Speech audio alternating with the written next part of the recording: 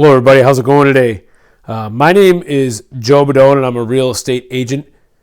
In this video, it's going to be the third installment of the professionals you're going to have to interact with throughout a real estate transaction.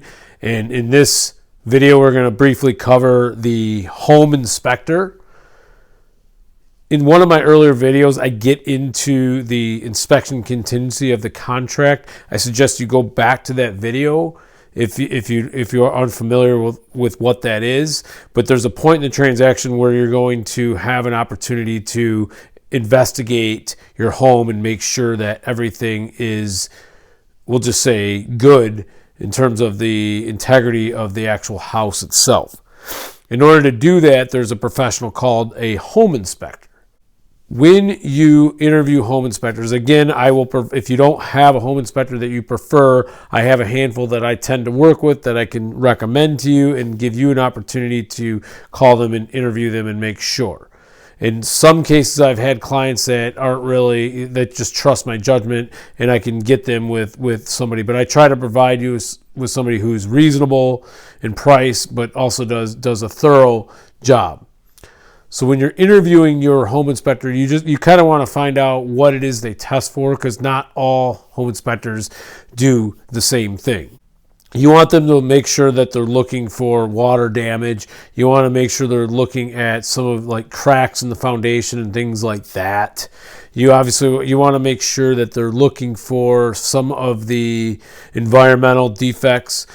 Of course, they're not going to be able to test your house. Typically for lead paint, you're going to have to pay for a special inspection for that if you want to inspect the lead paint. And there is a section in the contract that covers that aspect of the home inspection, because most of your home inspectors need special equipment and a specialty lab to do that type of stuff. But they're going to be able to look at the paint and say it's peeling and there's a potential it could have lead in it, right? They're going to be able to look in the attic and say, yeah, there's vermiculite in the attic and there's potential that it could have asbestos.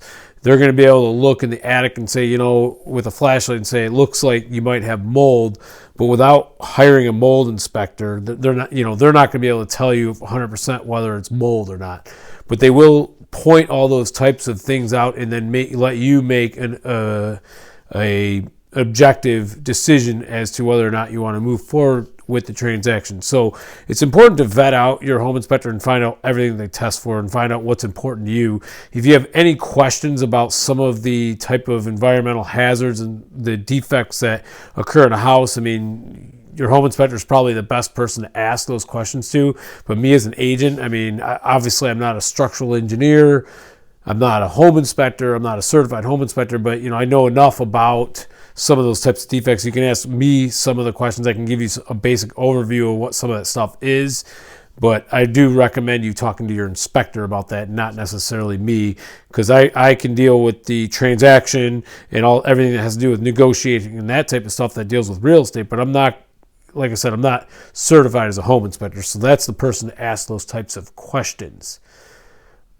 Again, you want to look at pricing, and in this area, I tend to find, and when I say this area, I'm talking about the Metro Detroit area. I'm actually in Macomb County, but you want to look at, what I tend to see, and it's quite a range, but the lowest I've seen is like the mid 200s, and the highest I've seen is like 700.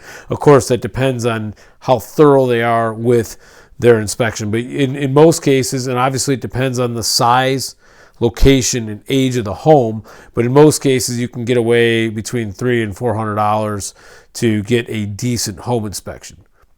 Now, how important is it to hire a home inspector?